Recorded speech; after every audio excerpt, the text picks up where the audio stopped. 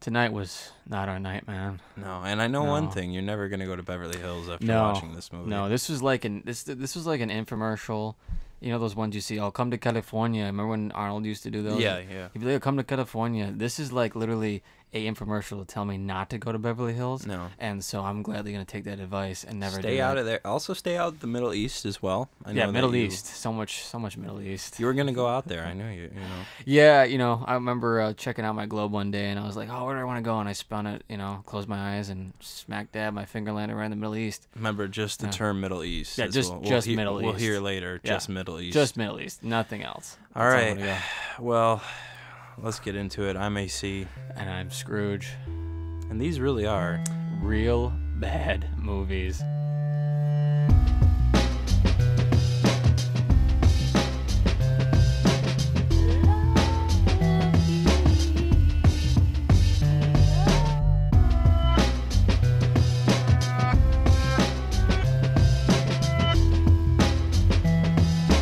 Well, tell the viewers tonight. Tell everybody tonight about what happened. Well, so, of course, after the usual, romantic dinner and romance. Spit and spiel. Spit as and you called spiel, it. as I called it, which I guess people aren't familiar with. I love it because I guess my parents had instilled in me all these metaphors and these terms that no one else seems to get. But spit and spiel is just like when you say you give someone the rigmarole, that rigmarole, like that, I've heard that. buttering up, whatever you want to say. So yeah. after we get all that, we're like, oh, my idea was, I'm like, oh, a genre we haven't hit yet, which is ripe for bad movies, is sci-fi, because I've always been a fan of sci-fi. I always like sci-fi, but that is such a good genre, in my opinion, to both mess up and do really well. So I'm like, oh, let's do it, let's do a sci-fi There's a one. it's thin line, maybe a little bit of a thick line too. I feel like there's really good sci-fi movies, but there's also just so many. I would say like 20% of all sci-fi movies are good, and that 80% are just bad. Yeah, I think it's more right to mess them up because, I think it's because the bar is set so high. How about the bar is set so high with so many films that have literally been landmarks in both cinema and in sci-fi cinema. And so it's what do you need in a sci-fi movie? CGI most of the time, and that CGI can look bad. I mean, obviously there was visual effects and old special effects. What and you stuff. need is you need to be able to immerse yourself in the world. And the reason why I say that is because think about it though, really the genres that kicked off sci-fi movies started in like the 50s and 60s where CGI wasn't a thing. So it was more about the making it otherworldly, so you really thought you could actually, sit back in the theater or whatever in a chair and go, hey, this is in real life. This is really cool. I mean, that's what got my dad into it, is the idea of the things not being real, premature imagination, going to the stars, and anything's possible, that kind of stuff. But that's where I say that there's a huge distinction between a good movie and a bad movie, because majority of bad movies, even though they might have that CGI or some kind of special effects or visual effects, a majority of the time they're just not good movies at the end of the day. The point is, anything's possible, and God, anything is possible, because there's no God here tonight. We learned that because I thought, okay, well, let's do sci-fi. Okay. Yeah, and AC was like, yeah, that sounds all right. So then all of a sudden, we're looking through good old Tubi on my Xbox, and it was like, come across this awful Steven Seagal movie called Against the Dark. And from the tagline alone, sounded like it was a perfect match, because we haven't hit a Steven Seagal one, because especially his he had a couple good movies in the 90s with his heyday, and then after he just went to straight to DVD. Yeah, and you hell. called him Fat Seagal. He's just pretty much he became Buddha. I have a theory that he literally thought that his martial arts transcends reality, and he just is fat because he thinks he doesn't need to work out. I honestly believe this 100% in my mind, because I've met martial artists just like him that think like that.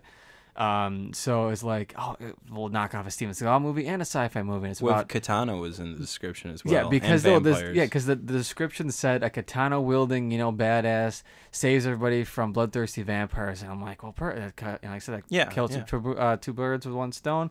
Let's pop this in, and he agreed, and literally 30 minutes into this movie, we could not handle it. We tried and tried. Yeah, we were 25 minutes in. We paused and we said, well, you said, all right, we'll give it 5 or 10 more minutes. Well, because I looked in the poor bastard's face that's, sitting next to me on the couch, and I'm like, I'm no sadist. I mean, I do enjoy, subjecting myself and other people to bad movies, but if we're going to watch it, we got to get through it. Yeah. and there's got to be a reason for it. And I just looked over and I'm like, I don't know if you feel like getting through this yourself. And me, it's like, I don't know, because Seagal wasn't like even in the movie as we were talking about it. The only times he was in, which was funny, was him walking around looking fat as hell. He was just walking. Every shot of him is him walking in some direction, going somewhere. Fat as hell in this really stupid black leather getup. And he was wearing, most of the time, I don't know if you're paying attention, he had the sword, which, you know, you'd be a non-training person. He had the sword blade up underneath his arm. Holding it like he was going to stab himself. Right. Or something. He had the blade up into his armpit, meaning that at any point, if he came and messed with it wrong, he would have cut his arm off or cut himself in the armpit. But yeah, so we were like, okay, well. There was nothing. The whole movie was essentially focused on these group of survivors. Like I said, it's that classic scenario of there's a bunch of people, one of them's infected, they have to find some kind of medical resource. They're in this apocalypse, yada yada. We've seen the same thing 1,000 times. Even me being a non-really horror fan, I've seen that trope a million times. So many times. And the thing is when we watch these movies, right, we want to laugh. Like, we want to enjoy the badness of a movie. Yeah. But this movie just didn't have anything to offer in any direction. Literally. And even the things that I found funny were feeling far, like, it literally took like 10 minutes to get to something funny or whatever. Like, if it was more of the stuff like I know Seagal for, you'd probably enjoy it and then we'd have more fun with it. So we had to pick something else. But so we'll have to. Shout out to Against the Dark 2009, piece of shit. Against the shit. That's what I'm gonna call that. So we got out of that. So then I recommended a film that we'll have to get to one day. Yeah. Definitely stay tuned for that in the future. That is called Ghetto Blaster. Sounds like a porno. Which I think I didn't even tell you that. It sounds like a porno. It really does, Ghetto Blaster. I think it is from around the era of Terror in Beverly Hills, which is but you were looking through movies of what to watch on Prime Video. So we switched from Tubi to Prime Video as well, because we found out that what is it, Against the Dark? I don't even remember the name of it. It was Against the Dark. Yeah. So sometimes Tubi and Prime Video will have it on the same platform. So we just go to Prime Video, skip the ads. Which, like I said, sometimes ads are good, so I can walk away from the movie. Which we've done now a couple of times. But then there's also that other flipping direction of, I want Prime Video because then I have no ads. That means this movie's going to be quicker. Yeah, so that was the route we took today. So we did take that, and you were just looking through films. I don't even know. You were looking up Hard Ticket to Hawaii, I think. Yeah, because I was thinking to myself, I don't know if the algorithm of the search engine would, if you just type in bad something, it would come up. No, I don't know. I don't know if search they do that. So I figure what I'll do is I'll just search a really bad one to start with that we've seen, and then go from there. So I look at the suggestions. Yeah, so that's the best way to do it. I looked up Hard Ticket to Hawaii, which we got to do that one as well, because that one was probably a religious experience watching that. It was 100% so god awful. And there's a connection in this movie that has to connect with Hard Ticket to Hawaii, which I will talk about later in the show. So I'm scrolling through here, and I remember because AC he'll send me messages because he watched like. As much as I like bad movies, I don't really get to watch them that often because I prefer to watch them with people. Yeah. So I don't just sit and watch bad movies by myself. I'm the opposite. I'll watch them by myself. He'll watch it by himself. So I'm usually getting messages throughout the week about him. It's almost like if someone kept sending me messages of the shits they were taking in their toilet. Yeah. And they're like, hey, man, look at this one. Now, this one is bigger than the last one yesterday. Yeah. Because he keeps sending me these messages about all the different, which I love. I love when he does this. He sends me messages of different movies he either has ideas for us to watch or he's watching. And he mentioned one with Frank Stallone, freaking Sly Stallone's brother, in this movie called Terror in Beverly Hills. And I was like, all right, I mean, that sounds, from the tagline and the picture, looks so stupid. Yeah. Let's watch it. I'm looking for the message right now. And we're passing by the different ones. We came across another one we're going to have to check out, which AC told me was hilarious, was Ninja 3. It was Ninja 3, something like that. Ninja 3, The Domination, I think it is. Oh, my God. Or The Dominion. I don't exactly remember. Does it really matter, though, when you think about it? It's the third Ninja movie, so we're going to have to do that soon. That is a great one. There is an intro scene where there is a ninja who comes back he's somehow transported into a cave, and now he's in the modern day, and he runs across a golf course and gets attacked by people, and he lifts up a golf cart. Just stay tuned. Stay tuned. Yeah, don't. There's I only get so erect, okay, while I'm doing a podcast, so just calm down. So I finally scrolled and I hit, oh, look, it's Terror in Beverly Hills. And I'm like, this is the one you were talking about. And we're like, let's do this. Or, should we do this or the the Ghetto Blasters, whatever, Big Booty Chicks, whatever that one. And I was like, oh, we'll do Terror and Beverly Hills. And man, was I wrong? Because that was a bad idea. Well, I chose this movie, and I said let's go with this over Ghetto Blaster because you are a fan of the Rocky films, correct? Well, I'm a fan. And you're a fan of Stallone in general. When Stallone's great, he's a good writer and he's a good writer, director, and actor. So correction, though, we're talking about Sylvester Stallone. Right. We can't just say Stallone because tonight's feature film has his brother Frank Stallone in the hot seat. Mm-hmm. And I chose it because I thought you're a fan of his stuff, and I feel like it's a good just starting point. Even if we're not even going to talk about the movie tonight, I felt like that's a good starting point. Yeah. We're not going to talk about the movie. No. Yeah. We're going to talk about the movie. I said if we're not going to talk about the movie. So first of all, this print of this movie on Amazon is so bad. They took no time. It's hilarious that you've got Samurai Cop over there in glorious 1080p. Yeah, literally. It looks great. Blu-ray. Like from the perspective of it's shitty old 90s film, but like how it looks good. This transfer or whatever is blurry. It looks stretched out. Like a corner of it is missing. The audio is bad, which we believe that the audio was just bad to begin with. Yeah, it had nothing to do with it had nothing to do with the my system or anything. It was definitely the movie. It was simply amazing. Yeah, so it really just showed in the beginning that like we were in for a treat, Yes. Especially when you're starting in the Middle East. So this movie starts with first of all, obviously the shitty Terror in Beverly Hills. Yeah, and then you get this loud ass freaking Arabic. I don't even know what it's supposed to be. If you ever seen anything like stereotypically Middle Eastern in any movie, it's always just like screaming. As they're showing shots of like temples in the Middle East, it's always the same stuff. Like it doesn't matter if it's a war movie, action, whatever. It's the same thing. Mm-hmm. And literally, like you said, that's how they start this movie. And we get just shots of Abdul, who is our main villain. It's always Abdul or Muhammad, and guess what? They get both. It's not just one. It's both. Abdul's first phone call he has in this movie says, "Hi, Mohammed." So of course it was like he gets both names, and this opening sequence stretches out for like 5 minutes. It's really him just walking the city. Yep, walking around, then reading a newspaper. And all this kind of stuff about the 55 Palestinian brothers that are held by Israelis. Mm-hmm. That is America's problem, which we find out later in the movie and stuff like that. So we don't really know what's going on. We just see him walking through there. It's a good 3 or 4 minutes of everything. Long. And he's on the phone talking to Muhammad. Abdul is kind of like preparing everything, saying he's about to get on this plane and stuff. So we know that, some shit's going down because Abdul's heading to America. Yeah. And given the logic in this movie is that the only reason why Middle Eastern people come to America is to commit terrorist acts. So that's of course the only reason, which is actually ironic. This is 1989. This is before, anything really happened with 9/11 or anything in general. I mean, I know there was some still tensions in the Middle East and stuff, during the 80s and stuff like that. But this was weird to me, like that they just took a group of people and then kind of like villainized them, especially in this. My man, come on. We've been doing that to each other for. If you're talking about just in film, we've been doing that for decades. Well, I'm talking about the Russians. The Russians are the same thing. Yeah, that's true. There was literally any opportunity to make the Russians the villain in a lot of the movies of the 80s.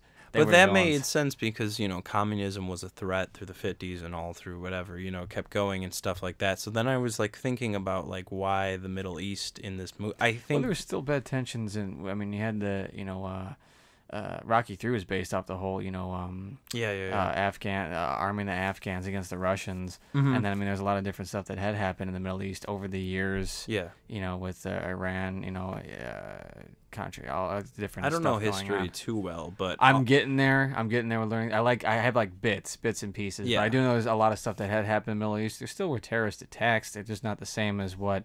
When someone says terrorist attack now, everyone always automatically goes to 9/11. But so the point is, this has been around for a while. The whole instantly, we forget that one of the felt like the plane. Remember, we'll get to that. Okay, we haven't got there yet. But I'm just saying, it reminds me. This intro reminds me of The Exorcist. Have you ever seen like No. The intro to The Exorcist is the same thing. It like takes place in like the middle of the desert, kind of like, you know, Middle Eastern kind of.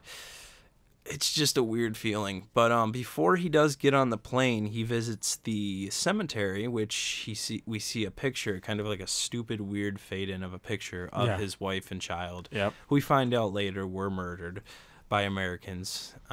So then he does arrive. I'm looking at it right now. It takes 6 minutes for him to get on that plane. I mean, I literally was counting the time. Like I felt like I was growing old as I watched the beginning of this movie. Like I've seen movies that on purpose show like the chaos of a city by just like showing people interacting and whatever. This was not it. This was literally, might as well have just like filmed a person throughout their day, just living their lives, and just going the speed of reality. That's literally it, real time. But so we get onto this plane. Abdul's heading there with, I forgot what is that, Mohammed? Okay, so that's his buddy Mohammed, and Mohammed is pissed because this flight attendant walks up to him and is like, "You gotta buckle your seatbelt." And then what is he says, "Don't touch me, infidel."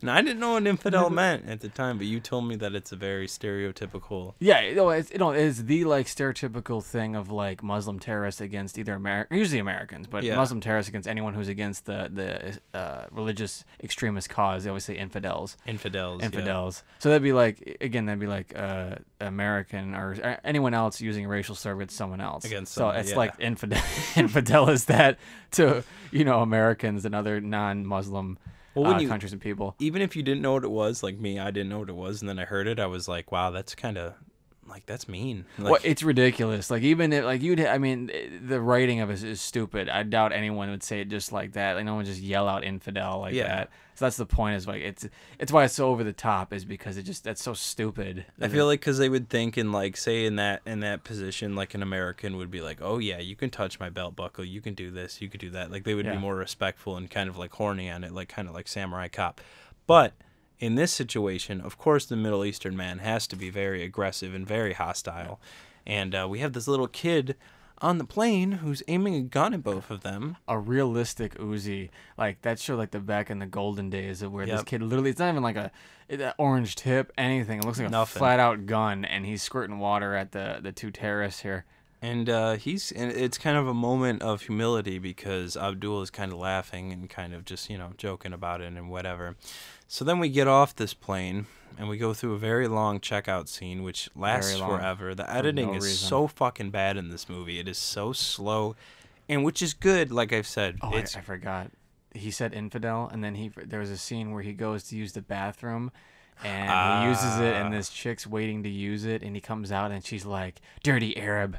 I'm like, who wrote this movie? That part. It's literally going back. The guy, he said, "Don't touch me, infidel," and then this old, she just comes back at him, with the dirty Arab. I'm like, my God, that's so stupid. He wasn't even doing anything; he was just using the bathroom. So it's like that's where we're headed in this movie. Yeah, like you can show like tensions between people without having the dialogue be like super direct. Like in this, it's like Arab. It was for no reason. No, that's what I'm saying. Like it was stupid. Like you could just show him like getting really pissed off. Like you can show facial expressions that show like his hatred for Americans. Yeah. You don't have to just flat out.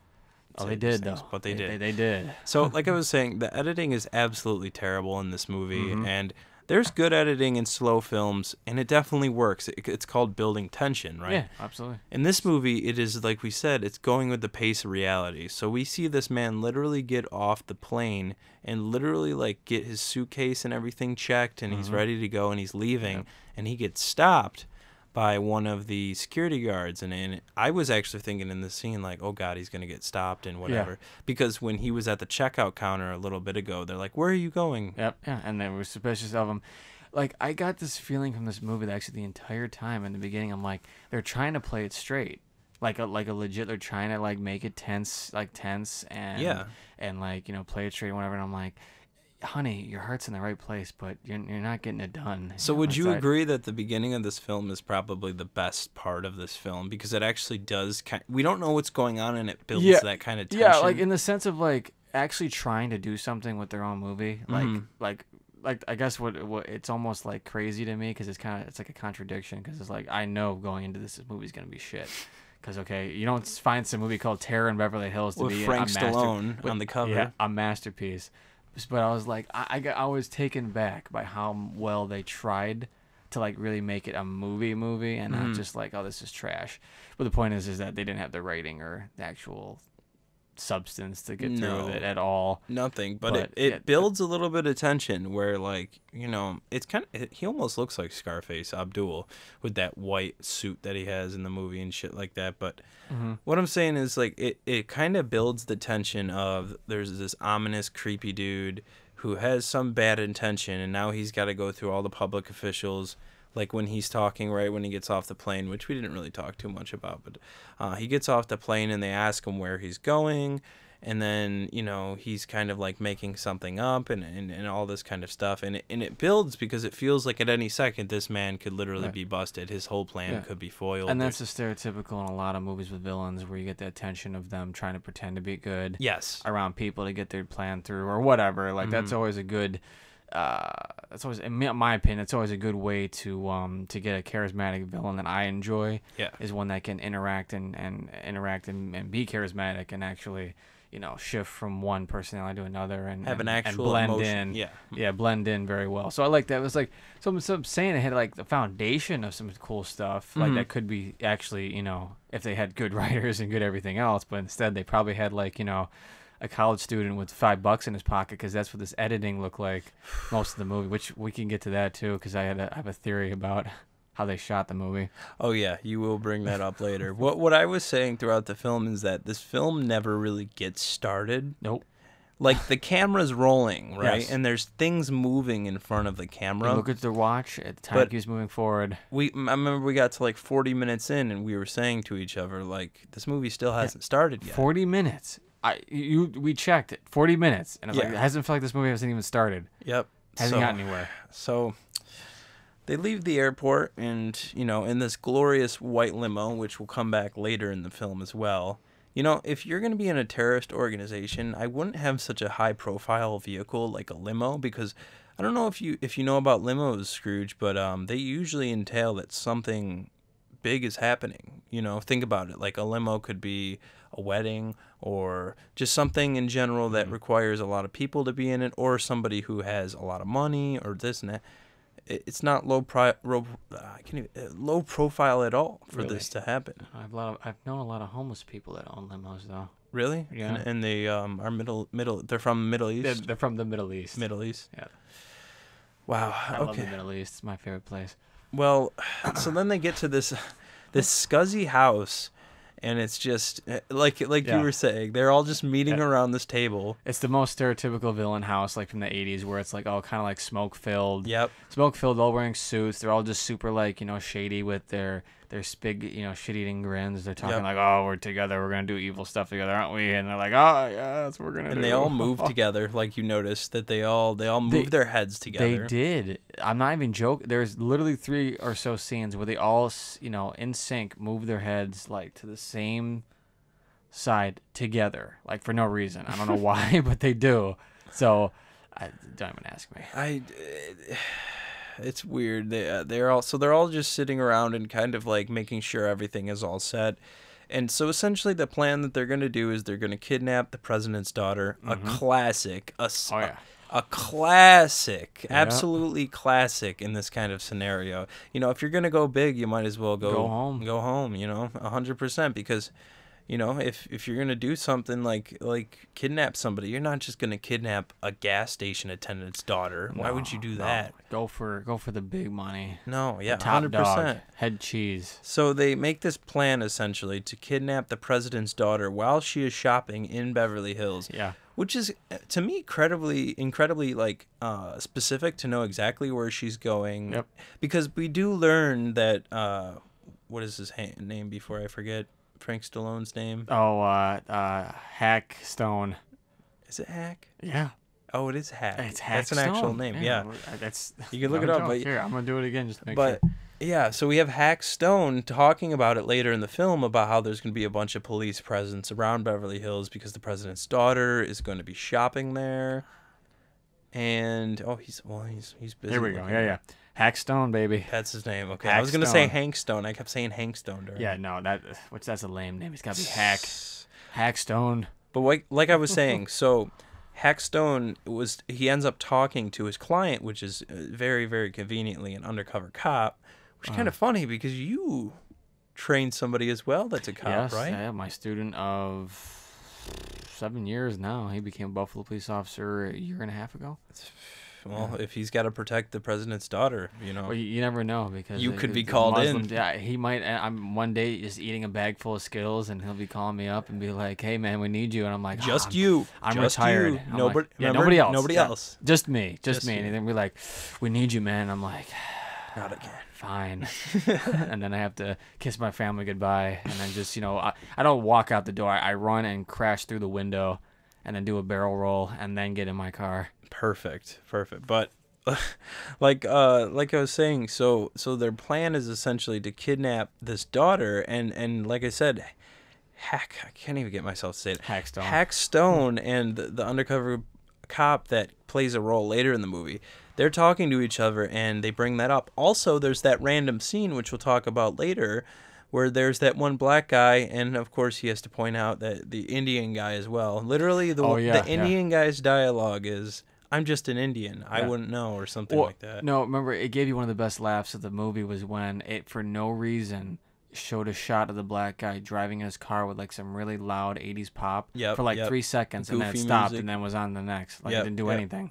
Yeah, like, didn't even show us anything. We'll get to after that, but the whole premise is that everybody's talking about the president's daughter being in town and shopping and all this kind of stuff. So what they're going to do is they're going to show up right when she's shopping on Rodeo Drive, which I think it must have been the subtitles, because I don't know if they actually said it, but they said Rodale Drive, and I was like, that's not actually a street, a Rodeo Drive. Well, you know more about California than I would, so yeah, I'm gonna defer that to you. Have you ever heard about Rodeo Drive? I've heard it's like name, one of the most richest areas in the world to buy clothes and stuff, or anything of that nature to be. But it's not a street; it's a store.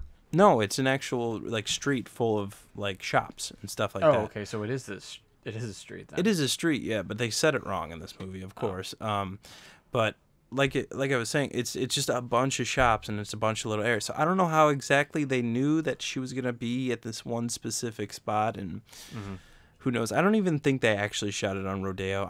I've driven past Rodeo, but I've never actually gone in there. But I think that all depend on the laws it is and how the laws are in California with shooting, on different locations. Who exactly knows? But so they have this like very evil, thing going on and whatever.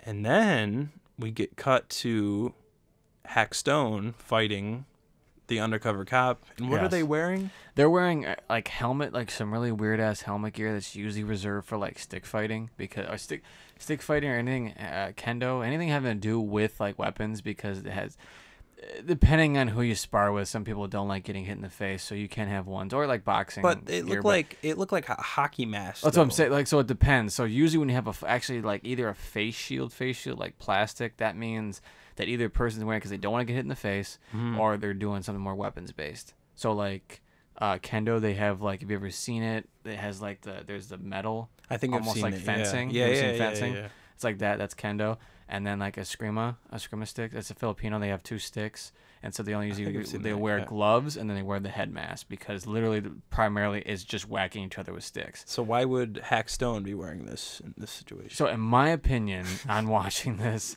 is that, unless I seen otherwise, I think they were in this scene. They were wearing it because they wanted to hide the fact that was not Frank Stallone fighting, and so that way it was an easy way to both make it look like they were sparring. I think what they were trying to get across in the scene was that they were sparring each other in his dojo, which was just, no one in there, and it was whatever. It's really weird ass dojo, but it was just the two of them sparring with helmets on, and they weren't even, they were just like throwing kicks, falling down. He high-fived him at one point. Didn't make any sense, but I think the reason why they had helmets on was so that way you kill 2 birds with 1 stone. You make it look like they have. You kill 2 birds with 1 hack stone, huh? All right, let's just end the podcast right here. So I think they did it because they wanted to make it cheap and easy, so that way they could just throw it on some stunt double, who could, actually do the martial arts for him. And That's an easy way to do it, honestly. no, it really, and that's what this movie. This is my opportunity to sneak in. The editing in here, I personally think is so sucky because it's cheap. They're literally sticking with like one camera angle of every set, like every whatever scene, every dialogue interaction, everything. Like I that. think they literally, unless it's absolutely necessary, they set up one camera. Hitting on one angle of the room or whatever they're filming in, and then they just one continuous shot film it, and then that's it. And then if it's people talking to each other, they're either in frame together, on frame, or they have one continuous shot on one person, and they do it with the other person, and they just interject the two. They overlap each other because, like, the way it's edited, it's completely broken and wooden. Doesn't make any sense. Usually, in dialogue scenes of characters talking, exchanging, you see like it flips back and forth between the two people. Yeah, how they and look. you can tell their reactions. Yeah, and exactly. You feel in the moment, and yeah. Literally, instead you get shots where they're in cars. They never I remember we were watching at the beginning when they were driving in the limo, and Nacy's like, "Are they gonna cut?" And they said, "Nope." It literally just kept on the limo the entire time as they were changing lanes in traffic. Yeah, so they're talking to each other in their car, and we're seeing a shot of the limo just going down the highway. And after they're done talking, maybe 15 to 20 seconds after it's just nothing changes. Yeah, nothing. So it's like, for me, I realize is that I think it's cheaper because they can just get the shot, then they just post-production dub everything. Yep. So that way it's just like, oh, it doesn't matter because we'll just get the shot of them driving, and then we could add in whatever dialogue we want at all. So and Frank Stallone, like we've said, he's barely in this movie. He's probably in this movie for 15 or 20 minutes. I do not get the luck that we had tonight with the two movies we tried watching because we tried watching the first one, Seagal, that barely had any Seagal in it for that 30 minutes we watched, and then the same with this. Literally, the dude is in the movie for like 10 minutes out of an hour and a half movie. And for the first 45 minutes, he's only in it for like a minute. He literally has this scene where they have this fake sparring match. They take off their helmet, and then this dude, he's sparring, is revealed to be an undercover cop, like you said. And they go into just this weird ass discussion that they get started because the guy walks over to his wall of pictures and he's like, "Hey, who's this?" And it's a picture of Frank Stallone with Abdul, and he just goes in this really weird ass exposition laden.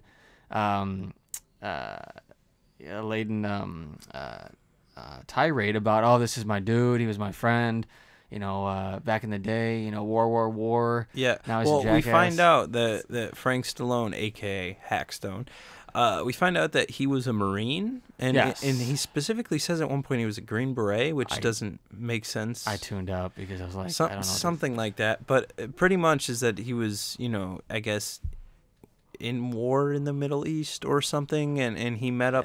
It's not really explained, but essentially he became friends with Abdul and stuff like that, and he got betrayed. Of course, exactly. And of course they have to talk about it at this specific time when Abdul just landed in LA. Like, this is so convenient. Like, no, they couldn't have talked about it weeks earlier. Doesn't make any. No, literally the undercover. He just walks over to Stallone's wall in his dojo and is like, "Oh, what's this?" You know how they could have did it? Because you know how I love to propose different ways to do it. Yeah, please. Imagine he kicks him, Hackstone kicks the undercover cop while they're sparring, and then he backs and he hits the frame off the wall. Oh, and picks it up after it broke. And it broke, and he's like, "Oh, I'm so sorry that I did this," and or whatever. He's whatever, and then he's like, "Oh, it's okay. You know what? Actually, that guy is and then he gives exposition." See, there's ways to introduce. I've seen that before in something before. That kind of thing. You knock something off a shelf, and then they're like, "Wait, what is this?" And that's such an easy way, subtle way to do it. Whereas something like this, it's like, you know what? Let's just cram it in there for no reason. They literally awkwardly just walk over to the wall and start talking about this and shoving all this exposition in there about, they were friends, now they're enemies. He hopes he can kill him someday. He hopes he doesn't get killed by him someday. And the guy's like, "Oh, I wouldn't want to be killed by that guy either." And it's just like, what? What the fuck? Like, huh?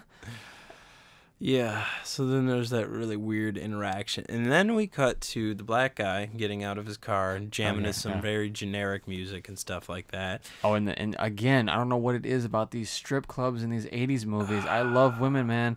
I'm very attracted to women, but the idea of like, I don't know, like if there was a different dimension of 80s women, it's the bad ones for sure. Okay, we can already say the bad ones, but I remember seeing I remember seeing strip club scenes in some 80s movies where still I'm like, why are all these strip clubs just the least attractive looking, like, places? For one, they're all dirty and disgusting. Oh, they're always grody, but then the second thing is, like, these women just freak me out. Like, I know they up there shaking what their mama gave them and they're doing their best, but like, they just, like, if I walked into a bar and I saw some woman shaking, her things like that, who look like the ones in this movie, I would be turned off instantly. Instantly flaccid. Okay? Instant. Just down. Okay? It's just weird and I don't get it. But so there's, because he goes in this pool hall / strip club where their guests are dancing on with a bar in it too, and then there's like this weird exchange between a dude from England or something like that. I don't know. I guess they're talking to the owners like, how are the girls tonight? He's like, they do things not out of England. Or I was like, was not needed because this doesn't do anything for this film. Nothing. It's completely not needed or anything like that. So then the black guy is the same way. I don't know what his point in the movie is, but he goes up to the Indian bartender or whatever. And I only say Indian bartender because he literally says at one point, "I'm an Indian" or whatever. And then they start giving some exposition about how there's a lot of cops around. You got to be careful. And he was like, "I wonder why." And he was like, "Well, the president's daughter is going to be in town and whatever." Oh, that's why the black guy was in it. Yes. So I was just thinking, you asked why was he in it? Well, it's the only reason is he in it because it was giving that cop a reason to be at the kidnapping. To do that, which is stupid. So the black dude eventually ends up buying watches or something from the Indian guy. A stolen watch. A stolen watch, a hot watch. And so he's hot means it's, and he's going down Rodeo, I guess, to sell it to people. And I don't really understand what's going on, but so then after that they all get up ready to go and they're all heading down Rodeo, and then we see the undercover cop dude, don't remember his name, Bill Derrick, that's what it was, Bill Derrick. How did you just remember that? Like, because Bill Derrick. Because I remembered, I'm like, what a weird name, Bill Derrick. Derrick. So Bill Derrick, aka Hackstone's buddy from earlier, goes up and kind of posts up outside of Rodeo for some reason. I don't know why. He's just kind of standing there. We get a bunch of shots of him just standing there, looking around, waiting. Yeah, looking like he's just trying to pass like a massive fart. He's like really hard. He's just like having trouble. Super constipated. He's like just like if I was a cop, why would I just randomly stand somewhere and wait for something to happen? Especially because right out in the open, where the suspects you're trying to go after would just see you. Yeah. And be like, oh shit, here's the popo. But there's no, it would make sense if he got a tip that maybe, the president's daughter was going to be in trouble or something like that. No.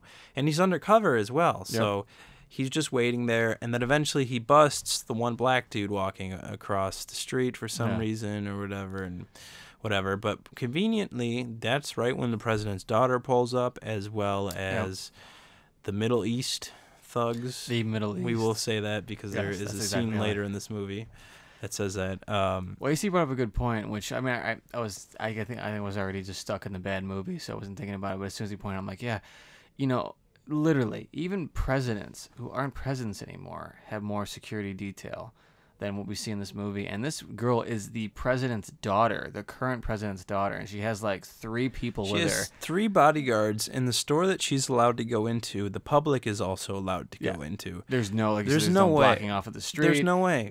Everyone's still walking down the street. Everything's normal. It's just another day in LA, and it's just normal, whatever. And she goes inside the store and she, starts talking to the people in the store or whatever. And then we see the Middle East gang kind of come up behind them and just walk in the store, like it's nothing new or whatever. They open fire and just start spraying everybody and everything. They even kill, randomly, they kill these girls that are in there changing. Of course, it's just it has to be a shot of a girl nude. She walks out and she's got her tits flanging everywhere. Yep. And then just shot up. Falls over and dies, nothing new or whatever. So, well, see that's the fun when we talked about the security thing. It's I don't know what the trope would be called, but it's just like that suspension of reality, where if it wasn't for the fact that they just, throw that to the wind of like, oh, hey, yeah, the president's daughter would be secured way too well for you to do anything to get even close to her. Yeah. But like if they don't get rid of that, then there's no movie. So it's kind of like, I don't know if you've ever seen Air Force One. No, I have. Oh, it's with Harrison Ford. I know. The terrorists get on the plane and end up holding him and the Air Force One hostage, and it's like, would that ever really happen? I really doubt it. Mm-hmm. But it's like, in order to actually enjoy movies like that or ideas like that, you kind of just have to just sit back and turn off your brain. Yeah. You can't think logically in a movie that's written illogically. Or those freaking ones with Gerard Butler. There's like 5 of them. Olympus Has Fallen, White House Down. One of those shit, whatever those. I watched one of them with my buddy, and that was awful. There's so many of them now. Yeah, it's literally just like the president continues to get into like constant peril, like more than normal, like in real life. Like literally the world is falling apart in each one of these movies, and it's like you have to really just pretend like your mind doesn't work to follow along any of these movies, I watched one of those, I think it was Olympus Has Fallen, and the intro was pretty intense if I remember, or something. It was just some kind of scene of like a giant SUV like blowing up or something like that.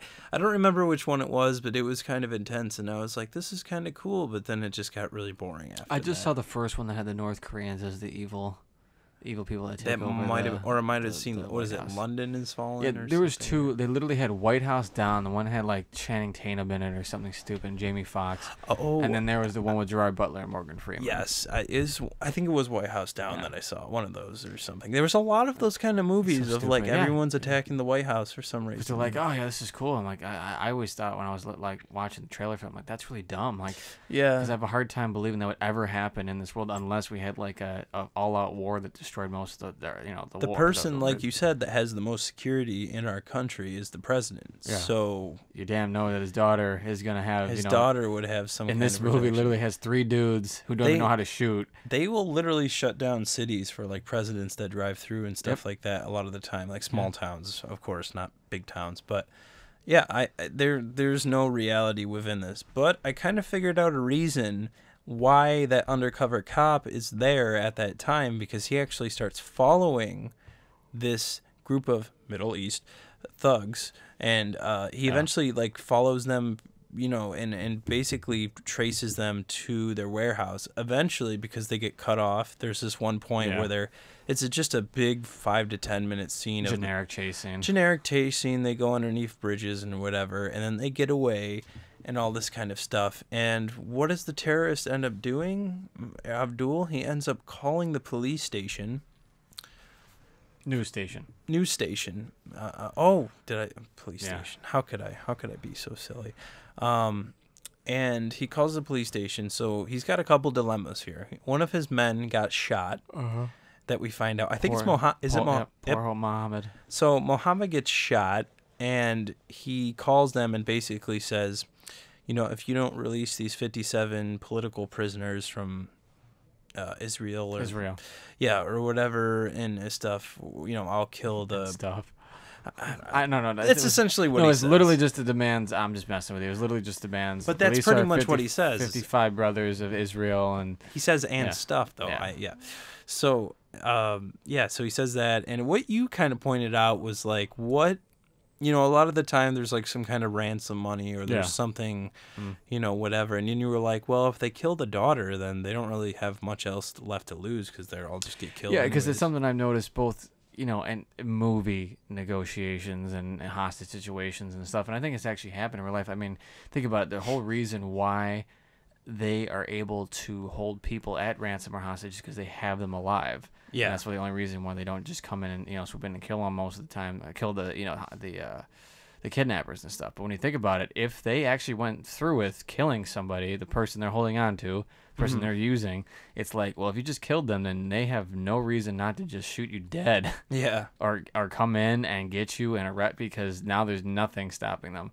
Like the first, it was, okay, keep this person safe. But if you just straight up just shoot them and kill them, it's like, well, now there's nothing stopping the authorities from just, going apeshit on your ass, finding you and killing you. Yeah, I mean, that's what I'm pretty sure that's actually happened, because it's like, eventually when you get, that's part, I think, why that stuff breaks down, those kind of negotiations break down, is because they're just kind of bluffing, because as soon as they keep offing people, well, then they're just not going to have anybody, and they can just kill you anyways. Well, they got advanced with that in movies, because they went from having hostages to killers not telling the person where the body is. I don't know if you've seen. I think it's in 7. It's Seven's. I think 7's in that. It's that premise of like the killer won't tell you where the body of the last victim is. I think it's kind of like a Joker thing. It's like, You're gonna think more like Joker and stuff. Yeah, it's like they show up and then they're like, oh wait, you don't have this hostage, and then he's like, they won't tell him where he is unless they command with their reply or. Can't talk right now. I know what you're trying to say, but like point is, it's putting different spin on it. Is what you're saying. It's basically shifting the hostage situation to being unknown, and you don't even know if you go through with the commands and stuff like that for the crazy person. You don't know if at the end of the day, if those commands will actually lead you to the hostage itself. Yeah, it could be bullshitting. Yeah, no, that's a whole nother aspect of it too. Actually, when you can start both in movies, like with movies, psychopaths and villains and stuff, it's like you could also jump through all the hoops just for them to kill the person, anyways. Just to have them be dead. Gave them money and all this stuff and find that they're dead. Because that was I don't know if you've ever seen Dirty Harry. That's what I'm thinking. That's literally what I'm thinking. Is that he literally starts, losing his patience with the 14-year-old girl or with the Scorpio killer, and he finds her. Yeah, so he finds him, and he didn't he actually kill her? Yeah, well, he found the Scorpio killer, and he kept pressing where the girl was, and he wouldn't answer him on the football field. Yeah, he had shot him in the leg, and then he stepped on his leg wound until tortured him until he finally let it up. But the girl had died already. Yeah, that's what I'm thinking of. Okay. That's okay. Well, it's just funny. It's funny that it was like 10 years before this, and they just couldn't take a hint from another movie where. Yeah, that's one of my favorite movies of all time, man. Dirty Harry is 71. So yeah, that's a great movie. Those are different. Yeah, like those are how you can play it differently and do different stuff. This goes with the clear-cut bread and butter, especially when it comes to terrorists in movies. It's always release my brothers. Because I was just talking about Air Force One. It was the same thing. Freaking Gary Oldman's villain character wants America to release his Russian brothers or whatever bullshit it was. It's always my brothers, my sisters, and my radical group. So of course this is the Muslim. Tell Israel to leave Allah alone. Yeah. He just randomly will just start speaking in like foreign language for no reason. Especially he doesn't even sound like Arabic. I don't know Arabic, but it doesn't sound like Arabic a couple of times. It's not like he's just speaking any language that he knows to make it sound like official. Yeah, it's rough. Oh, and then also he pointed out how the chick, the president daughter there, she had the least threatening knots or rope being tied on her. Yeah, eventually, because we still have to get there. We haven't even gotten there. I know this feels like a fever dream right now, but. What happens after the car chase and stuff like that is we have a helicopter looking for... Oh, yes. Yeah, I wanted to talk about this before we get into it, but we have a helicopter essentially looking for this white limo. Did they? No, they used a van for this one. It was a van first. Which they have eventually ended up switching to this white limo. So there's a helicopter looking through the air, which is hilarious. So there's shots of... from the helicopter's point of view looking around the highway, and then they shoot film of the actual helicopter. Yeah. And I know how lazy they were. They actually, at the end of the day, weren't filming in an actual helicopter. Oh, yeah, obviously. Because they cut to shots of people inside the helicopters. But these guys, it's the most goofiest scene in the movie that just doesn't fit in the movie at all. Totally stupid. These two bumbling idiots eventually are looking for it and stuff, trying to find the van and everything like that. And they see these two girls laying naked in the back of a red pickup truck. These two, literally, they're naked in the back of a pickup truck. And they're like laying on a blue tarp. There's no on a tarp, like anything. I mean, like literally, it was funny because it's stupid. But I'm like, my first thought would be like, are they getting kidnapped or something? Why the hell are two naked chicks in the back of some dude's nasty ass red pickup truck? And then they start like laughing. Weird laughing. One dude was like, his mouth was wide open and stuff. That was just freaking weird. It doesn't fit in this movie. It's like a very self-serious movie where it takes itself very serious and But at that one part, it's so goofy. It's almost like a comedy for some reason. Like, oh my god, look at those babes. The way the one cop was laughing, that made me laugh because it was so stupid, so over the top, so bizarre. So they eventually get to this hideout, this whereabout hideout. Just basically, it's like a giant factory in the middle of nowhere. So as we said, the terror in Beverly Hills lasted for maybe 3 minutes, 4 minutes, and then they just drove away from Beverly Hills. And it's kind of like we said with Miami Connection. Yeah, exactly, Miami Connection. Where Miami Connection starts off somewhere in Miami for like 5 minutes. It's the same as this film. Yeah, There's only really gone. a small premise that's in, the title of the movie. So then they go to there, and then they bring the hostage upstairs. They bring her upstairs, and they tie her in this knot, which is, I mean, a Boy Scout would be embarrassed by this knot, because holy shit, it is. It's embarrassing. It's very loose, and like you could see her hands could like easily slip out of it. I mean, was it really that hard to fucking tie her up? Like, seriously? You think so, but please give them some credit, okay? They're trying their best. They're trying to terrorize their best, okay? And she's just kind of fighting against it and everything, and then she ends up recording this speech, essentially where demands. Yeah, and Abdul calls a news station. Got it right this time. Calls a news station and basically says, hey, we got this girl here. We want these prisoners to be released or whatever. Yeah. And basically he wants to essentially just take, I guess, revenge or have some kind of redemption for what he believes he was robbed of. I was trying to follow along to that, but it was like all over the place, was saying he's going to get revenge for his dead daughter and children. So I was like, wait, you're going to get... I don't know what he's talking about. Well, think about that logically. You're trying to get revenge for your children and your daughter who died. So you're going to hold the president's daughter kidnapped for a little bit and demand that hostages be released? Yeah. And then somewhere in there... Like, what does that have to do with his daughter and his wife? And then somewhere in there has to do with his personal revenge against Hack Stone. Yeah, that as well. He just mentions that numerous times about like how he hates Hack Stone and he's going to take him out. And then Hack Stone was talking about, I don't want to get killed by him. It's like, what? I don't get that. Because then at the end of the movie, which we'll find out eventually, is that he Abdul kind of says to Hack Stone near the end that the main reason why he's doing this and his whole evil scheme behind it is because the government was the reason behind this, because America itself killed his wife and his child or whatever. America, bad. It's like, if that's true, then why don't you just go the classic route, do some kind of domestic terrorism or something that like shows a message, versus this where it's like you're holding her hostage so people will get released. You're gonna die at the end of this, or you're going to go to jail for a long period of time. You're kind of benefiting those 57 people instead of actually doing something that might have a message. There's really no message at the end of the day. There is a message. Don't watch a movie with Frank Stallone in it. Turn it off. If you're halfway through and you don't feel like you can talk about it, turn it off.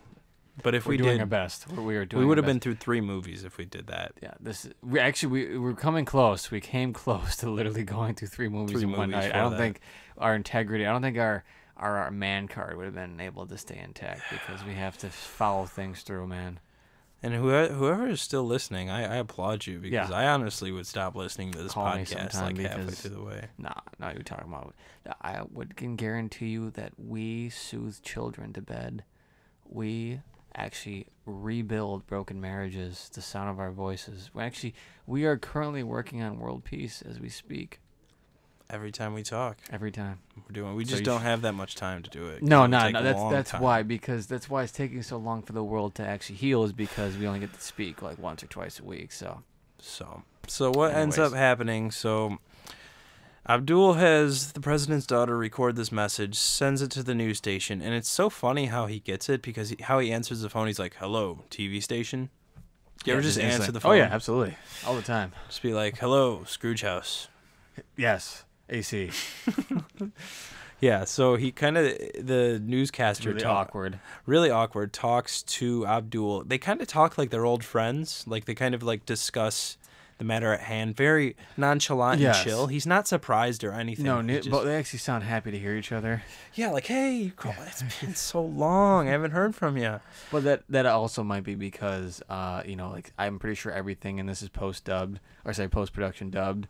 So, like, I don't think most of these people, their voices are actually being used. Actually them, yeah. So that might be why it sounds even extra, like, corny or real, friendly. times where like their voice was a lot more enthusiastic than how they look that they're actually speaking. Exactly. So that might also be why it seems so off to us. So they eventually, you know, they start tracing the call, and we get introduced to Cameron Mitchell, who, like I told you, was in Hollywood Cop. And so I did a little bit of research. So the director of this movie was a producer for Hollywood Cop. Okay. Explains a lot. The composer of this movie also composed all of Amir Shervan's, who directed Samurai Cop, all of Amir Shervan's movies, such as Samurai Cop, Killing American Style, all of just the straight classics. But yeah, just beautiful, beautiful 80s soundtrack. And we get introduced to Cameron Mitchell. He plays this very aggressive police chief, very stereotypical, just super hard ass, cliched. Just hard ass for no reason. And I keep trying to make him funny by like swearing and making all these comments and stuff, where it just sounds more like he's like a dementia patient. Yep, and he's very like interested in himself always. He's like, oh, it's gonna mess with my pension. He keeps talking about his damn pension like the entire time. Like that's what I'm saying about like trying to be funny, but it's just coming off like really forced.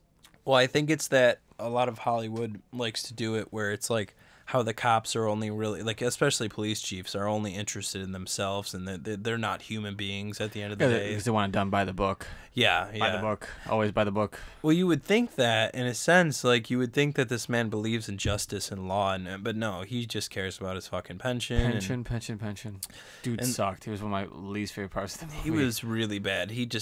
Everything was so over-exaggerated. Lines that did not need to be exaggerated. Every time he was in the police station, it was the same shot. Like, it was just, the camera's in the same area. And he's in, like, the bottom lower left corner. Yeah, really weird placing not centered on the screen. or anything. Nope. No. It was really weird. Really weird-ass camera choice there. So he's listening to the call, as well as Hack Stone is also watching the news and listening to the call as well. Reminding us he's actually in the movie.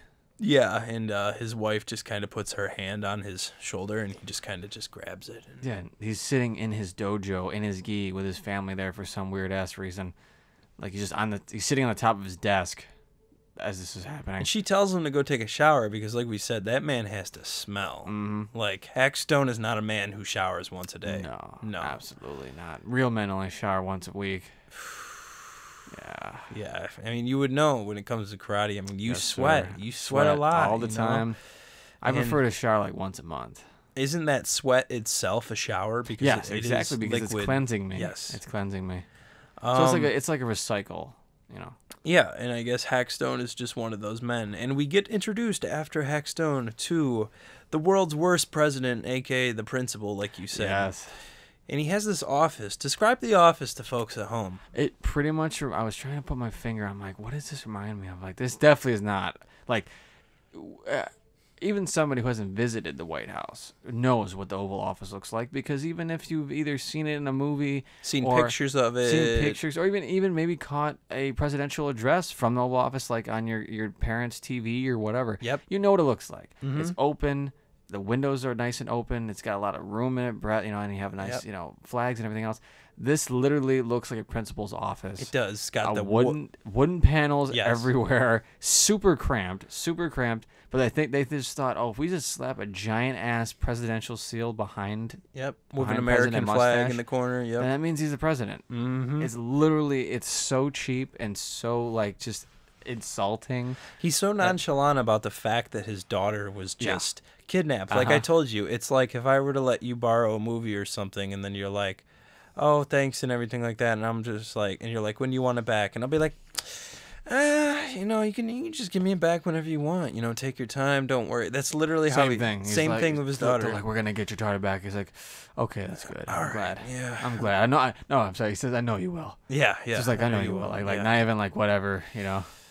You know, it's funny that he's saying, like, I know you will, meaning that he has trust in these people, yet this is the same administration that allowed his daughter to go shopping with three... Who just got, murdered themselves, and then she got kidnapped. But it doesn't matter. I digress, yeah, exactly. President Mustache isn't very smart. So, Dumb and Dumber up in the helicopter eventually figure out where this location is, because they parked the white limo outside of their warehouse. Like I said... For all you folks at home that are planning a terrorist heist? Yeah, a terrorist heist to kidnap a presidential daughter. I will say 100%. Presidential daughter. Yeah, I mean, I didn't really know what to say on You that. tried. I was gonna believe say in you. I believe in you. All It's right, all okay. right. To be honest, I was gonna say presidential sibling, but that really doesn't work. That doesn't make any sense. Presidential offspring? A presidential child is fine, or just a child of the president's kid. Yeah. I mean, really, we could just go on the list. All right. If you're okay, for those at home, if you're going to commit a terrorist act, 100% in a warehouse outside of Beverly Hills, park your damn car inside. How about that? Because we find out later when the cops show up to this place, they go in this garage, and what does the angry police chief keep saying?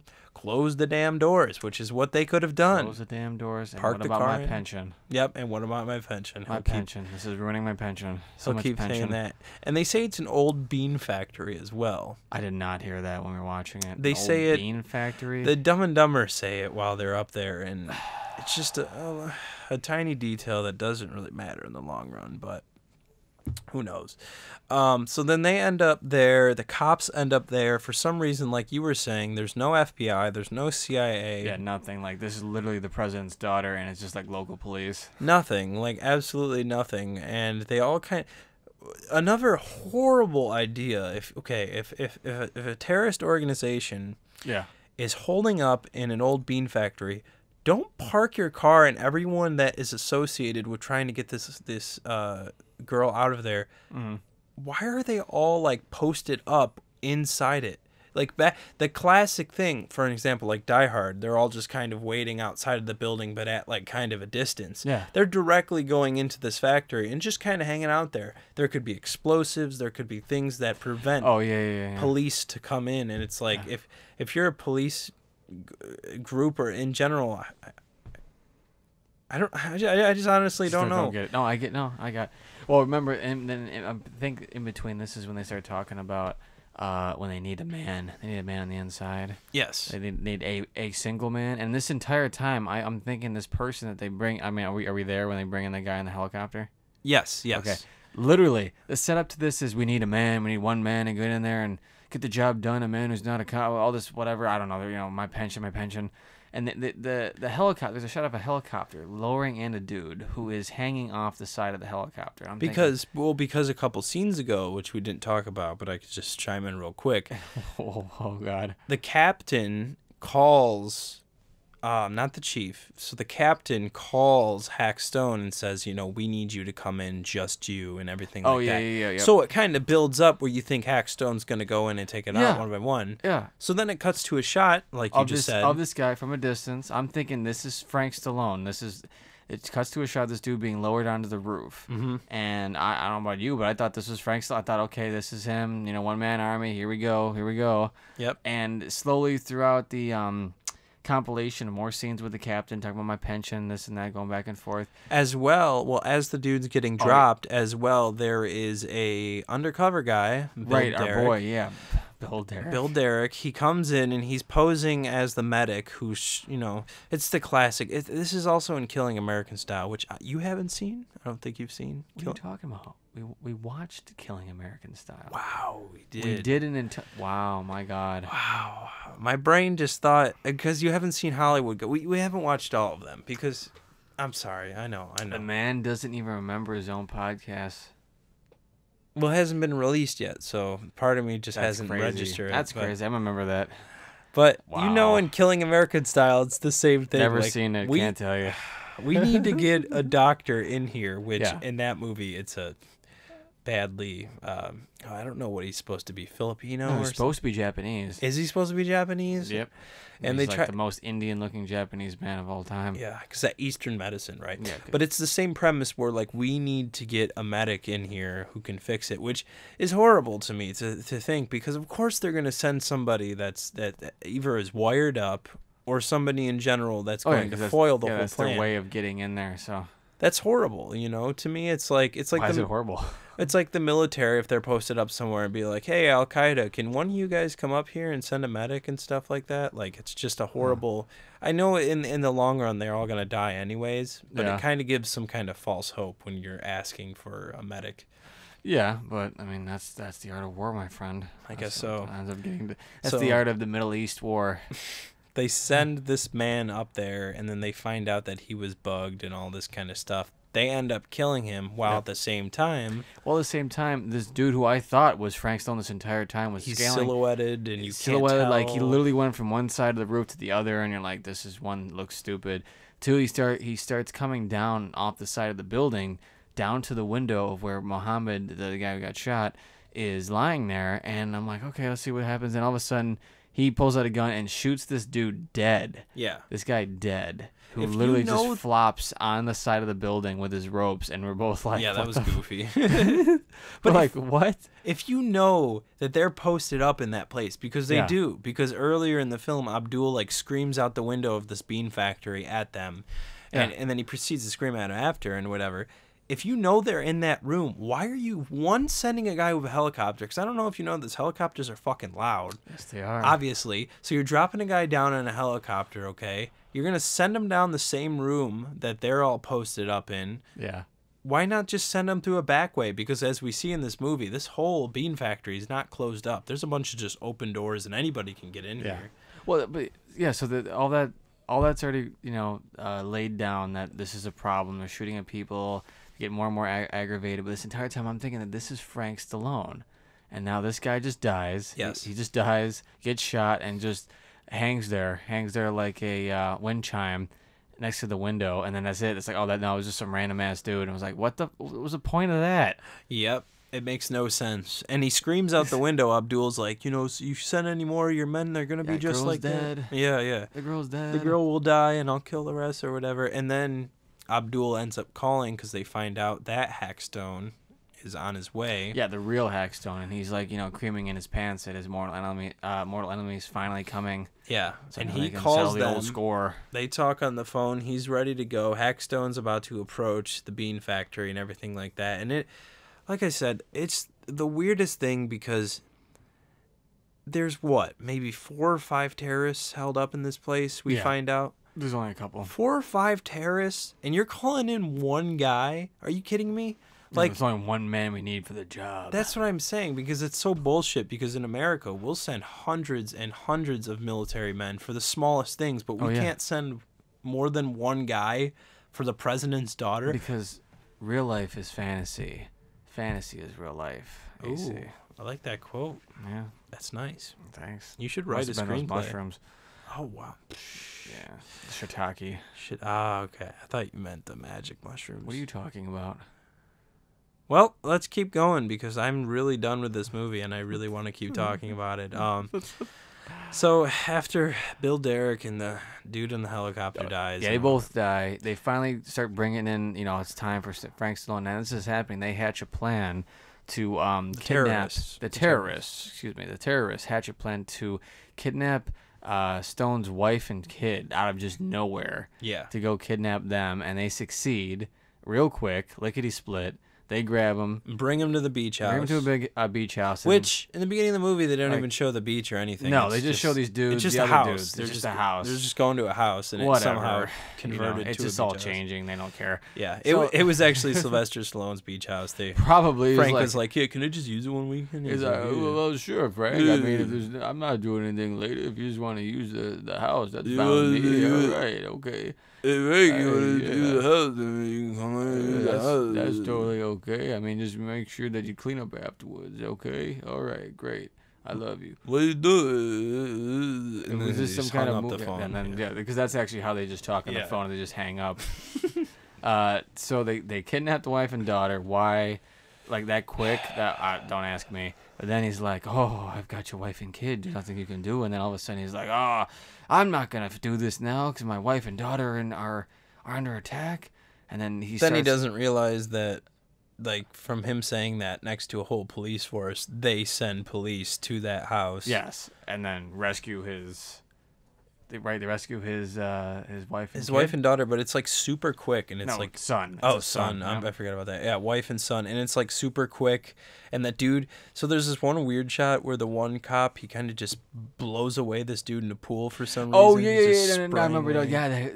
That was it because throughout all of this, not only was the editing fucking weird, but then the sound effects, the audio. They went to shoot people, and it went completely silent. Yeah. It wasn't my volume or my Xbox. It was literally like it'd be super loud, talking, and be like, pow.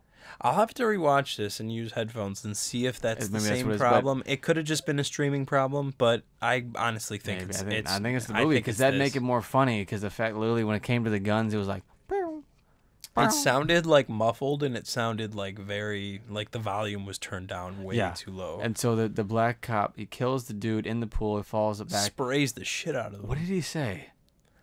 I don't remember. You don't have it in front of you? I could pull it up, but I mean, I don't 100% remember. But he said something really stupid. It was great.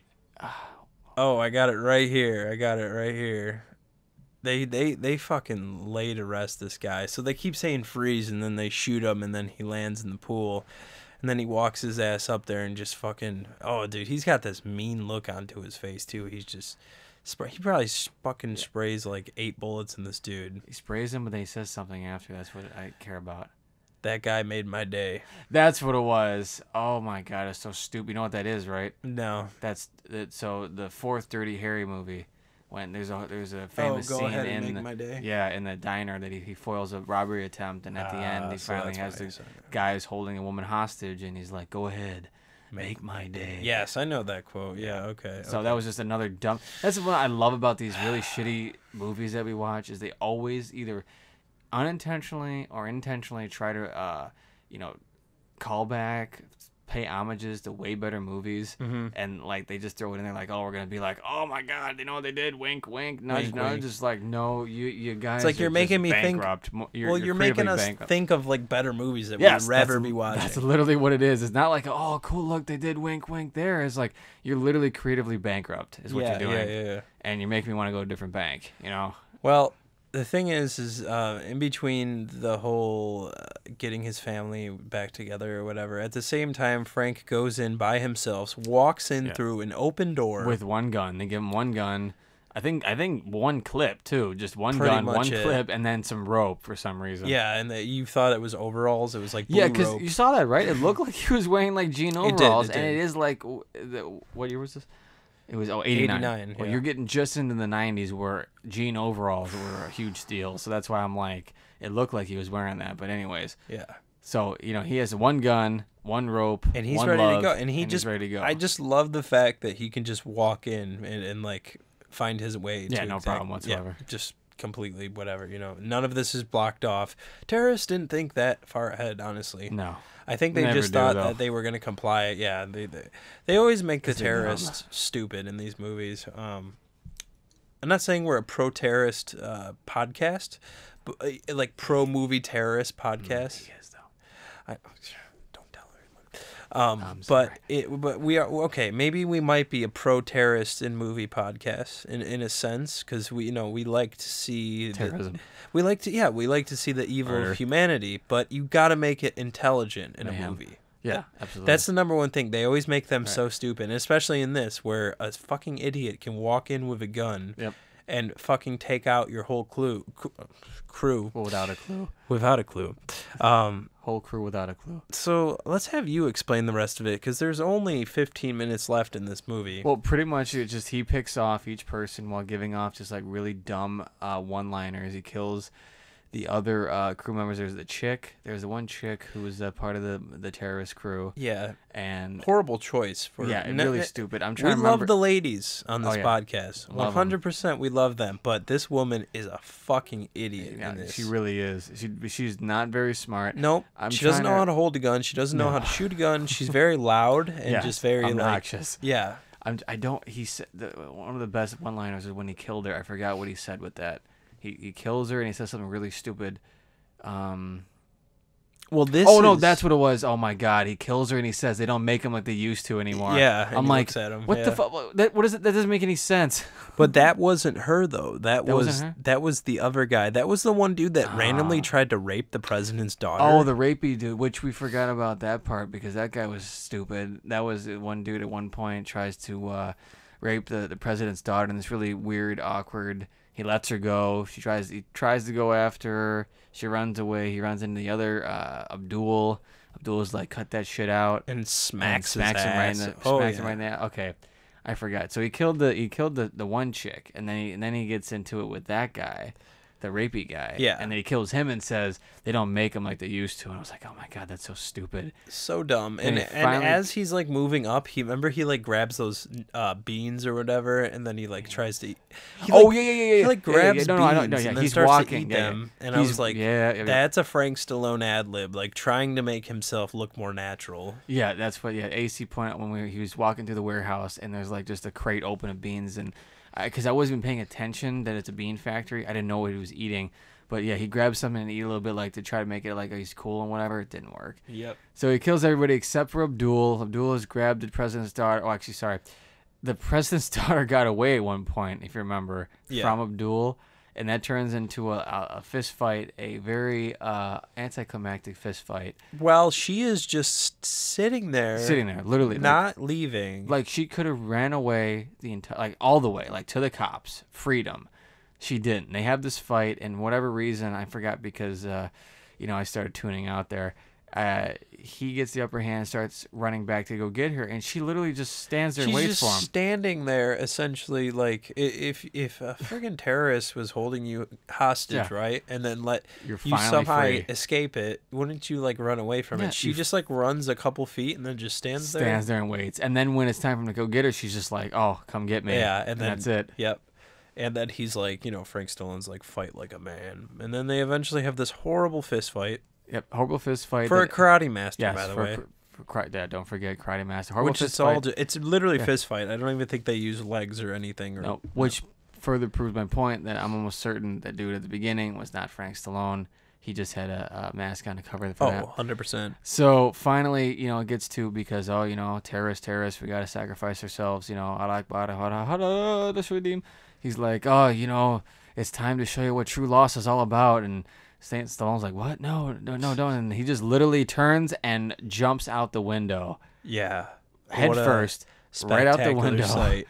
Literally lands on the ground. And then they're like, don't shoot him. Oh, AC was like, what the hell are you doing? And literally, as he jumps out of the window, he lands on the ground. The entire police force shoots him multiple times. Like one after the other. I'm like... He's just like his body's going and then he's dead. He's got to be dead. Sure enough, Stallone comes running down and grabs him. The guy just like just barely holding on because he needs to get that last line in, and he ends up just at the moment, and then he dies. And I'm like, oh, okay, great, this movie's finally over. But then freaking for no reason, Stallone grabs him. And like for an embrace, like he holds him like sensually for some reason after he's dead, like because he, like I said, he has this like change of heart of like, even though he's evil, I still. But at the same time, Abdul literally sent men to kill him, and like fuck up his family. There was no actual redemption in there. Like it'd be different if this is like one of those movies where someone's redeemed, but there wasn't. It was literally just some weird ass. He just got shot by like 20 cops. He gives him like a hug. Well, that's a good dilemma in a movie where it's like you have a friend who turned evil, and then it's like, do I kill him because he's still a friend of mine and he means something to me, but at the same time he's also an evil villain. Oh yeah, that's there's a very good dilemma, trope or a cliche that's in a lot of movies like that. That when done right, it's a really good character arc or dilemma 100%. or drama or whatever. But this isn't it. No, literally he embraces the terrorist who dies, and then literally it's just like, okay, daughter's fine. Press try to talk to her while she's half naked, going into the squad car to be, put back to safety and probably check down whatever. Press tries to harass her. Yep. And then literally the last shot is Stallone just running back in the middle of this warehouse parking lot to meet up with his wife, who do this really awkward hug and walk away, and then cuts to black. Yeah, which... Like I said, thank God, because there's so many shots of police helicopters as well as cop cars. Like you said, no FBI, nobody, nothing. This is all just like a fantasy film for like a middle-aged dad or something like that. Like it's maybe middle-aged in the 80s, because honestly, watching this, it was like that's what I love about action movies when they're done right. Is just like you literally just sit back and go, pain.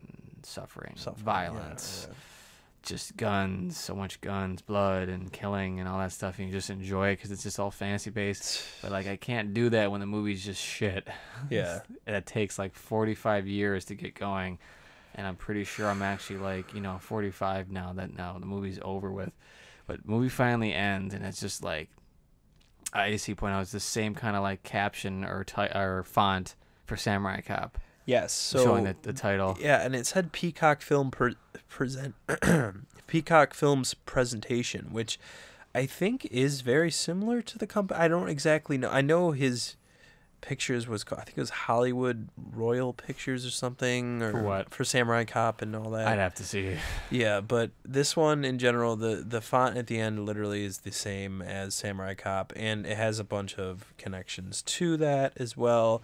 So it's just actually awesome to me that Frank Stallone got caught up in that kind of like bad direct-to-video filmmaking, of the late 80s, early 90s. The world there. It's awesome to me because, frankly, I don't give a shit about Frank Stallone, and I think that it's just funny that Sly Stallone didn't either. Really? What is he just like? Not making a joke because he obviously if he was yeah. okay with letting his brother star and stuff like that, then what did it matter to him? Yeah, but yeah, at the end of the day, Terror in Beverly Hills, would you recommend it? What is your rating? Okay, well, I mean, I think I'm pretty sure that you and I are probably gonna be agreement on this. This is obviously a number one. This is on the bad of the bad of the bone meter. It's literally a 1. It's straight bad. It just sucks. Big balls. I mean, I honestly I wouldn't even recommend it to watch once to like make fun of, because it's so slow in getting anywhere, that the stuff that does make it kind of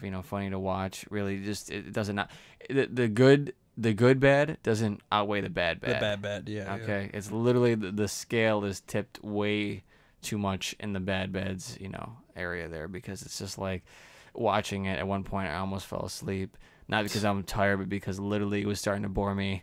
Yeah, bore me to death, and it's like you did start falling asleep. Yeah, it was right. When it was when they started fighting their fist fight of death, at the because end, it was just like, oh my god, this is bullshit. Yeah, and so it's like, no, this is straight bad. I wouldn't recommend it. And it's like, I get why that most people, when they think of Stallone, they think of Sly Stallone.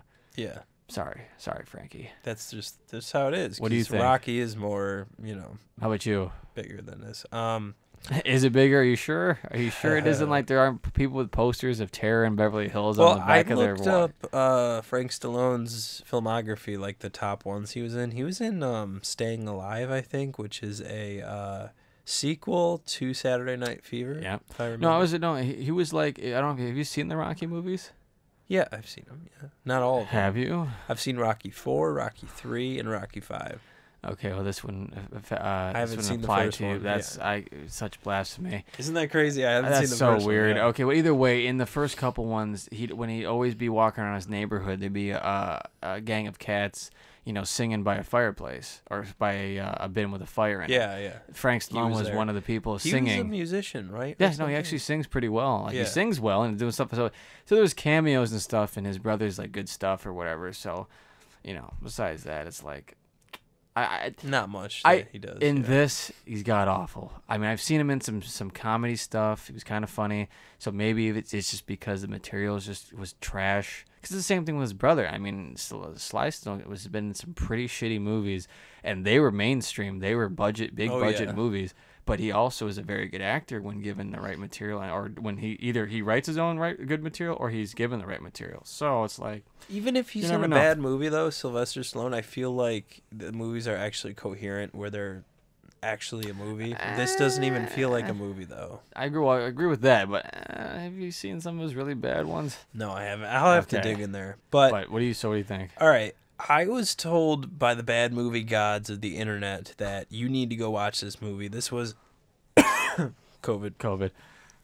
This was a huge dust. I know it's gonna be soon, honestly, because you were choking earlier on candy. Yeah, I was choking on my candy. God, it almost tried to kill me. I love candy, man. Any viewers out there, shout out to my Skittles, my homies. I almost died. He was dying, but let me get to it finally. You said you're talking about the bad movie guys. No, I know.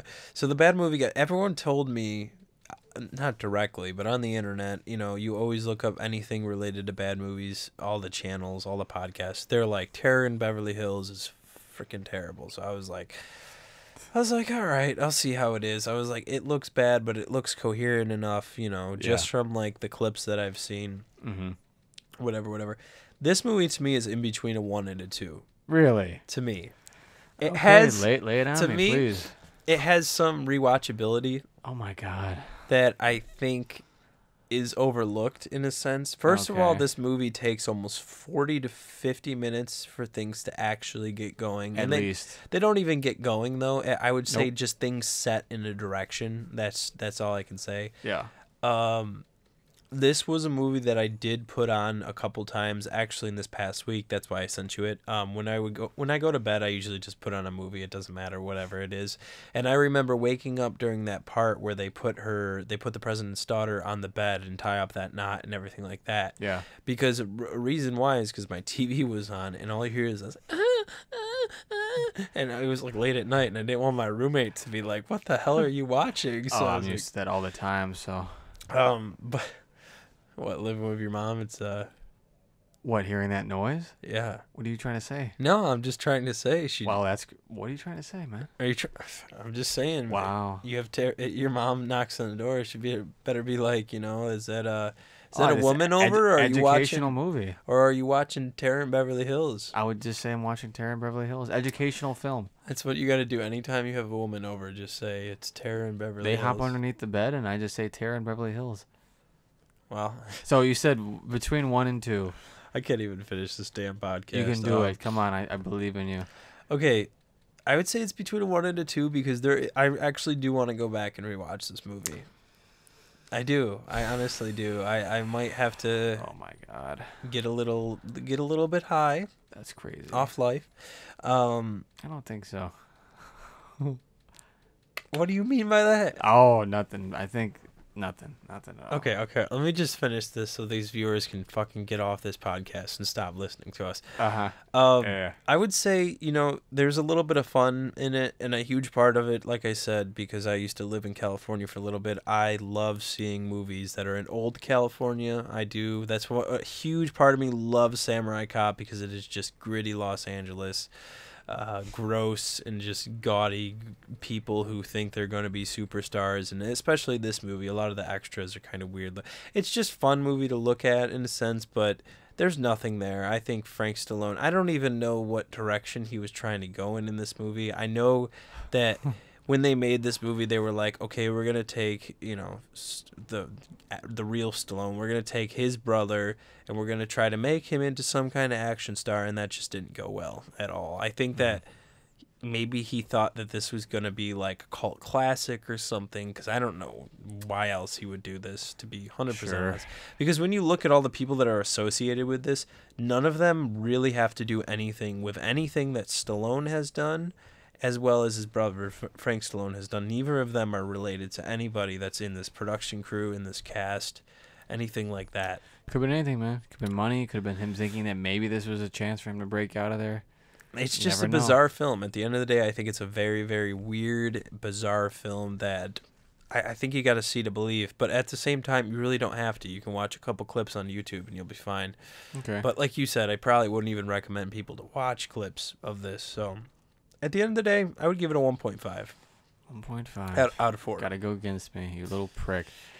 I can't say it's 100% 1 because you know how I love bad movies. Yeah, I know. And I you genuinely redeeming and yada yada. No, there's no benefit of the doubt here. Like, there's no like I'm gonna give them something good because they tried. No, it's none of that. I think this film is absolutely terrible in that regard. I just think because because literally the title is Terror in Beverly Hills. I give it a little bit of an up on that.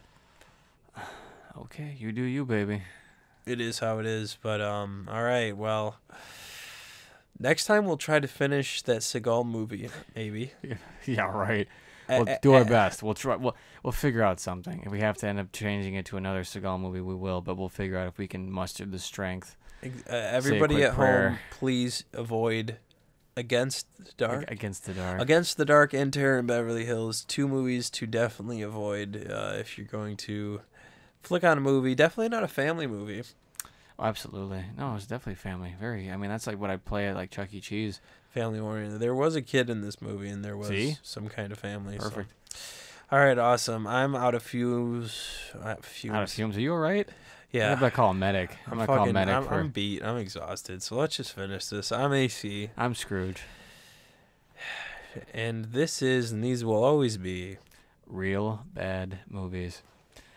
Yeah, so my mama came to me and said, "Hey, Sly, your brother Frankie wants to go make movies," and I say, "Oh, well, that's stupid because he's an ugly prick, and I'm the one with all the talent because look at my face. You see this face? I'm the one who's playing Rocky." I was like, "Yo, Adrian," and I would be like, "Pound, pound, pound, box office," and he's ugly and he can't act very well. And that's crazy, because like, why would you come to me being your favorite son, and say, "Hey,